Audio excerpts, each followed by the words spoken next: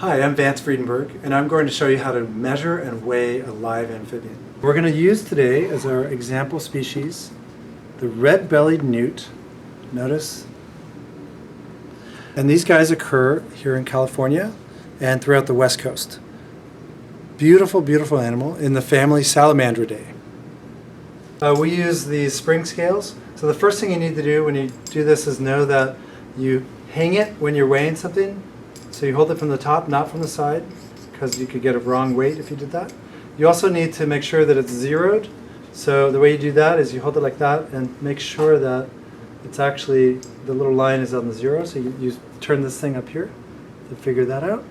Then that's ready to go. I got my little guy. I'm going to put him in the bag gently. Make sure he's towards the bottom. And then I'm going to put the scale on the top using that clamp. And now I want to hold the scale very carefully and let it equilibrate. So there, it's right at about 10 grams, but of course we've got to subtract the weight of the bag. So now I can let him out. It's always good to weigh the bag after you weigh the animal, in case you get any debris in there with it. Be very careful to not hurt his tail.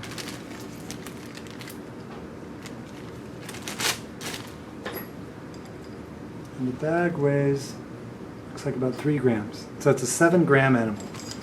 All right, the next thing I'm going to do is I'm going to use my calipers to measure the length of the animal. And same thing goes for this. You need to make sure it's zeroed, so you move it all the way closed. And this is really nice because if you get it wet, it still works. And notice that it's a little bit off right here when I close it all the way, so I need to readjust, slide this part here until I get it to the zero exactly, okay? Now this can be challenging with some species like salamanders because they wiggle around a lot, but really we're looking for a general measurement. It's not going to be perfect, but it gives us an idea of whether it's a juvenile, adult, etc. What we're going to do is we're going to take 2 measurements with our calipers. And remember, these are just rough estimates of the length of the body from the tip of the nose to the cloaca, and then from the end of the cloaca to the end of the tail. So a snout to vent length and a tail length. That's what we record for this guy. It's a live animal, so he's squirreling around a lot. Now what I'm going to show you is where the cloaca is on this animal, which is right here. It's also called the vent. I don't know if you can see that. It's a little opening right there. See it opening up a little bit? And we're going to measure to the back end of that. And then we're going to try to take another measurement from the back end of that to the end of the tail. Okay, so that would be our tail length and our snout to vent length. Now this guy wants to be a little bit curled up because he doesn't like being held upside down. So here we go, snout length to vent length, right about there. And the measurement for this guy is 68.6 for snout to vent. All right, now I'm going to try tail. Now whenever you're handling salamanders, you have to be careful with their tails because some species, not this one so much, but some species are able to break off their tail on purpose as a way to avoid predators. Now this guy is going to be really tough on the tail length.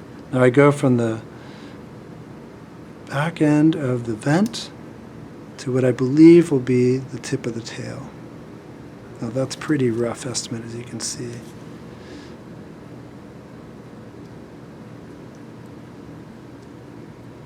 Right about there.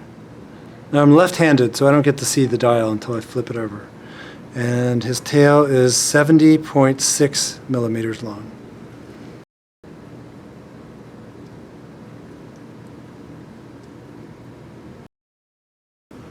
I'm going to get a snout to vent length and a weight estimate for this Wyoming toad. Get my toad here. Here he is, a very happy toad. So you can see what he looks like. All right, so snout to vent lengths in anurans, or frogs and toads, are easier taken on the top of the animal, on the dorsal side.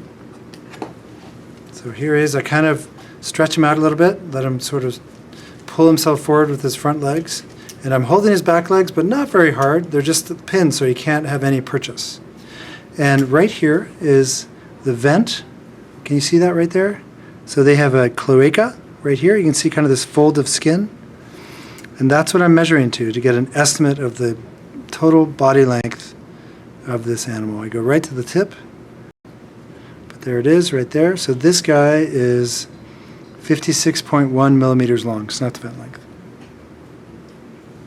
All right, now the next thing I'm going to do is get a body weight for this guy.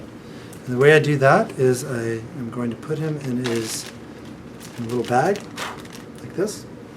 Drop him in gently. Make sure that his fingers and toes are not near the area where I'm putting this little clip. And this is a scale, a spring scale, that is too small for this guy. So notice it's gone past 30 grams.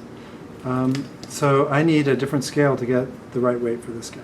I've changed scales, so now I have the 60-gram scale. I'm going to clip it onto the bag. Make sure I don't clip the animal.